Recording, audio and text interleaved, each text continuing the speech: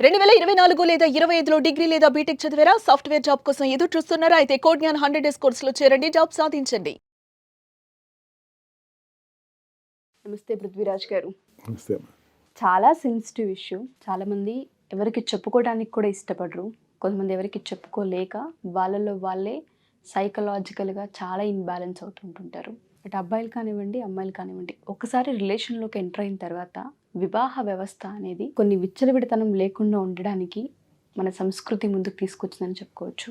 అందులో భాగంగానే ఎవరైతే ఫిజికల్ మీట్స్ ఉంటుంటాయో కొంతమంది వాళ్ళకి సంబంధించి ఎప్పుడైతే ఎదుటి వ్యక్తివి చేసే పనులు నచ్చకనో, మిస్కమ్యూనికేషన్ వలనో, అలగడం వలనో, ఇష్టం లేకనో లేదా ఇంకేదైనా కారణాల చేతనో ఆ మనిషిని గనక ఇబ్బంది పెట్టి దగ్గరికి రానివ్వకుండా మానసికంగా, శారీరకంగా, సైకలాజికల్గా కృంగతీస్తూ ఉంటుంటారు.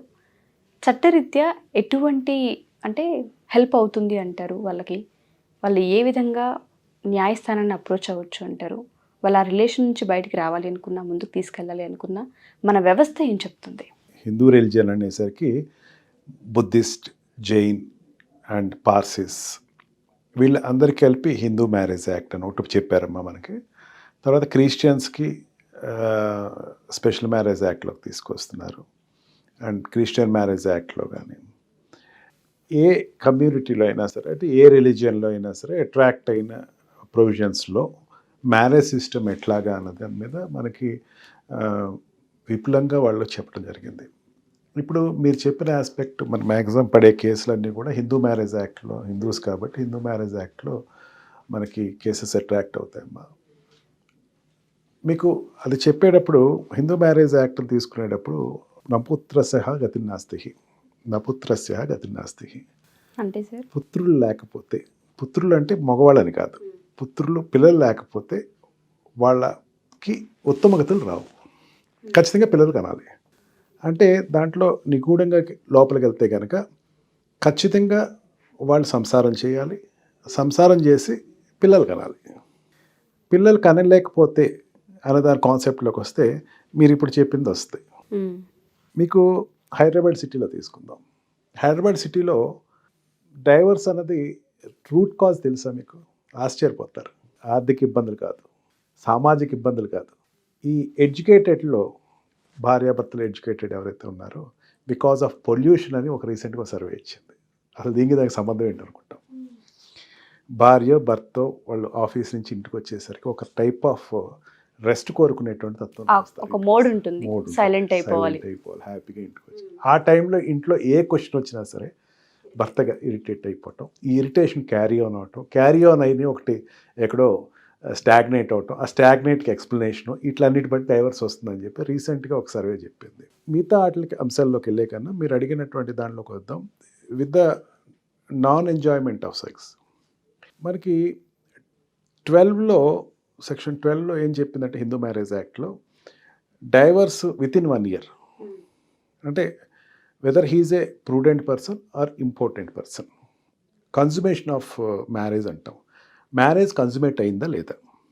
మ్యారేజ్ కన్సుమేట్ అయిందంటే ఫస్ట్ నైట్ సక్సెస్ఫుల్ అయిందా, లేకపోతే మ్యారేజ్ అనేది కన్సుమేట్ అయిందా లేదా? మ్యారేజ్ కన్సుమేట్ అవ్వలేదు, మ్యారేజ్ కన్సుమేట్ అవ్వకపోతే విత్ ఇన్ 1 yearలోనే మనం డైవర్స్ తీసేసుకోవచ్చు. ఓకే, ఒక సంవత్సరం తర్వాత వరకు వెయిట్ చేయక్కల. మళ్ళీ ఇక్కడ చెప్తున్నాను, కన్సుమేషన్ అంటున్నాను నేను, ఇంపార్టెన్సీ అంటలా. ఓకే, మీరు చెప్పిన దానికే వస్తున్నాను. కన్సుమేషన్, ఇంపార్టెన్సీ అనేది డిఫరెంట్. ఇంపార్టెంట్ అంటే వాడికి సంసారం పనికిరాదు, లేదా అమ్మాయికి సంసారం పనికిరాకపోవటం, జనరల్గా అదేదో వాళ్ళకి సంబంధించిన ప్రాబ్లం ఉండడం. దీంట్లో ఆశ్చర్యకరమైన విషయం ఏంటంటే చాలామంది ఫ్యామిలీస్లో ఏమనుకుంటారంటే మా అబ్బాయి తెలుసండి, మా అబ్బాయి మంచోడండి, అమ్మాయికే ఏవేందో. చాలా తప్పు అమ్మ అది. అబ్బాయి దగ్గర ఉండేటువంటి కౌంట్ ఉంటారు, ఈ స్పర్మ్ కౌంట్ అంటారు. ఆ స్పర్మ్ కౌంట్ కరెక్ట్గా రాకపోయినా పిల్లలు పుట్టరు. ఇందాక మళ్ళీ అదే చెప్తున్నాను, నా పుత్రస్య గతిర్నాస్తి. పిల్లలు పుట్టలేదు, పిల్లలు పుట్టకపోయేసరికి దేర్ విల్ బి ట్రీట్మెంట్. ఆ ట్రీట్మెంట్కి వెళ్తారు, యూరాలజిస్ట్ దగ్గరికి వెళ్తాడు, ట్రీట్మెంట్ ఇస్తాడు, తర్వాత సెట్ అవుతుంది, వెరీ గుడ్.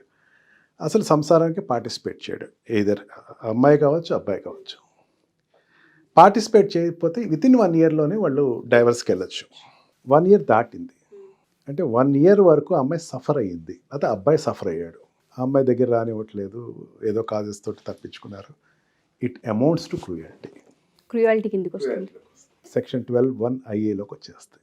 12(1)IA. క్రూయాలిటీ ఈ మధ్య సుప్రీంకోర్టు చెప్పింది అనేకమైనటువంటి mean physical cruelty, psychological cruelty, mental cruelty, ఇవన్నీ అనేకమైన ఆస్పెక్ట్స్ చెప్పింది. This cruelty is called intentional cruelty. అంటే ఒకటి సప్రెస్ చేయటం ఒక ఎత్తు, ఒకసారి కావాలని చెప్పేసి అవాయిడ్ చేయటం ఒక ఎత్తు. వాళ్ళకి కావాల్సినటువంటి విధంగా ప్రవర్తన నియమాలు రాకపోవటం. ఈ మధ్యన అండి, I very sorry to say that, ఇదివరకు మ్యారేజ్ అనేసరికి ఒక కళ, మ్యారేజ్కి ముందు, మ్యారేజ్ తర్వాత, మ్యారేజ్కి ముందు జరగాల్సినవి ఆ అబ్బాయి ఒక ఊహాలోకాల్లో ఉంటాడు, పెళ్ళైన తర్వాత ఆ ఊహలు తీర్చుకునేది మ్యారేజ్ అంటాం. ఇప్పుడు ఆ సిస్టమ్ పోయింది చాలామందికి. ప్రీ మ్యారిటల్ సెక్స్ కావచ్చు, లేకపోతే knowing about the sexual by pictographies కావచ్చు, మూవీస్ కావచ్చు, ఇవన్నీ అందుబాటులో ప్రతి ఒక్కరికి వచ్చేస్తున్నాయి. అందుబాటులోకి వచ్చేసరికి వాడు థ్రిల్ పోతుంది. థ్రిల్ పోయేసరికి ఏమవుతుందంటే sadistic participation of sex start అవుతుంది. వాడు ఒక రకమైనటువంటి శాడిస్టిక్గా ప్రవర్తిస్తున్నాడు. అది క్రూయాలిటీ. అంటే వాడు ఏదో వాడికి ఉండేటువంటి ఒక ఫ్యాంటసీ ఏదైతే ఉందో ఆ ఫ్యాంటసీ భార్య మీద ట్రై చేస్తాడు. భార్య ఇస్ నాట్ ఏ ప్రాస్టిట్యూట్. ఆడు ప్రాస్టిట్యూట్ లాగా వైఫ్ని చూడటం. నాకు దగ్గర అనేకమైన కేసులు వస్తాయండి. దాంట్లో ఆడవాళ్ళు కానీ అబ్బాయిలు కానీ చెప్తా ఉంటే ఆశ్చర్యపోతూ ఉంటాను. నాకు నిజంగా చెప్పాలంటే నేను ఫస్ట్ ప్రాక్టీస్లో మా ఊర్లో ప్రాక్టీస్ చేసినప్పుడు డైవర్స్ అనేసరికి ఒకే ఒక కాన్సెప్ట్ ఏంటంటే economical difference between the men and women. ఆర్థికమైన ఇబ్బందుల వల్ల, వాడు సరిగ్గా డబ్బులు ఇవ్వకపోవటం వల్ల, లేకపోతే వరకట్నం హింస, ఇవే చూస్తాం ఎక్కువ. కానీ నేను హైదరాబాద్ వచ్చేసరికి ఆ ఒపీనియన్ అంతా పక్కన పెట్టేసుకున్నాను. దాని మీద వేసిన కేసులు ఇప్పుడు నాకు ఒక 200-300 కేసులు ఉన్నాయండి. దాంట్లో ఒక 2-3 అవి ఉన్నాయి. మిగతా అన్నీ కూడా సైకలాజికల్ ఆస్పెక్ట్స్ అండ్ ఫిజికల్. ప్రతివాడు అమ్మాయి కానీ అబ్బాయి కానీ ఒకటి విషయం బాగా గుర్తుపెట్టుకోవాలి, గట్టిగా ఆలోచించుకోవాలి. When there is a cordial relation between the wife and husband with the sexual aspect is concerned, difference will never arise అవ్వమని. సైకాలజీలో ఈ రెండింటికి చాలా కనెక్షన్ ఉంటుంది. వాడు ఆ అమ్మాయి హ్యాపీగా కనుక సెక్షువల్ పార్టిసిపేషన్ చేస్తే కనుక ఖచ్చితంగా డిఫరెన్స్ రావు. మిగతా ఆయన చిన్ననే ఉంటాయి. డిస్సాటిస్ఫాక్షన్ అంటే అక్కడ డిస్సాటిస్ఫాక్షన్ ఏదైతే ఉందో మిగతా అంతా కూడా అన్నీ డిస్టర్బ్ అయిపోతాయి. ఆ మిగతా రోజంతా పీరియడ్ అంతా డిస్టర్బ్ అయిపోతుంది. అండ్ ఇది ఎక్కువ అర్థం చేసుకోకుండా పిల్లలు ఇప్పుడు ఉండేటువంటి యంగ్ జనరేషన్ ఎస్పెషల్లీ వాళ్ళు they are forget about romance and they are asking only a sexual aspect with the partner. Romance and sex is both two aspects which have to be fulfilled by the husband and wife. Romance out ఉంటుంది. Romance is nothing but a love. Then ultimate, then completion is sex. First నువ్వు love చేయాలి వైఫ్ని, నీ partner తోటి, లేకపోతే husband love చేయాలి first. ఆ sex అన్నది లాస్ట్ కంప్లీటింగ్ పార్ట్ అవ్వాలి, కానీ అదే ముందు పార్ట్ అయిపోవాలా, మిగతాదంతా పోతే ఆటోమేటిక్గా కొలాప్స్ అయిపోతాయి. మ్యారేజ్ వ్యవస్థే కొలాప్స్ అవుతూ ఉంటాయి. దేర్ వీఆర్ క్రూయాలిటీ అన్న పార్ట్ అక్కడ వస్తామా. క్రూయల్గా బిహేవ్ చేస్తున్నాడు వాడు. క్రూయల్గా వాడు అమ్మాయిని అబ్బాయిని, లేకపోతే అమ్మాయి అబ్బాయిని కానీ అమ్మాయి అబ్బాయిని కానీ they are not allowing him to participate with him, which have to be done as a matter of right అని చెప్పచ్చమ్మా. నేను నా వైఫ్ని పెళ్లి చేసుకున్నాను, నా మ్యాటర్ ఆఫ్ రైట్.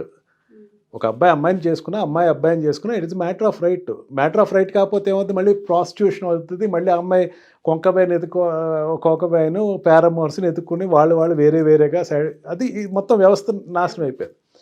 వైఫ్ దగ్గర లేకపోతే హస్బెండ్ దగ్గర ఆ రకమైనటువంటి సాటిస్ఫాక్షన్ వాడికి రాకపోతే కనుక ఖచ్చితంగా it amounts to cruelty. There are number of judgment of it. ఇంకా ఒక విచిత్రమైన జడ్జ్మెంట్స్ ఉన్నాయమ్మా. 1-2 ఇమాజిన్ ఏంటి, ఒక 5-10 years back. If the husband or wife is potent but not potent with wife or husband, అది కూడా ఇంపార్టెన్సీ అన్నారు. బయట వాళ్ళతో బాగానే పార్టిసిపేట్ చేస్తారు, ఇంట్లో హస్బెండ్ దగ్గరికి వచ్చి పార్టిసిపేట్ చేయరు, అది కూడా ఇంపార్టెన్సీ కింద వచ్చేసేయండి. అంటే అల్టిమేట్ గోల్ ఏంటంటే, మళ్ళీ ఫస్ట్ నేను చెప్పాను చూసారా, నపుత్రస్య గతిం నాస్తి. నువ్వు పెళ్ళి ఎందుకు చేసుకున్న వన్ ఆఫ్ ద పార్ట్ ఇది టు ప్రొక్యూర్ చిల్డ్రన్. అందుకే మనకు ఊరినే సరదాగా చెప్పలేదమ్మా. భార్యని పార్ట్ వచ్చేసరికి ఆవిడ పార్ట్ ఏంటంటే కరుణేశి మంత్రి, సేనేశ్వరంబ అని ఒక పార్ట్ పెట్టారు. పెట్టకుండా ఏం లేరు.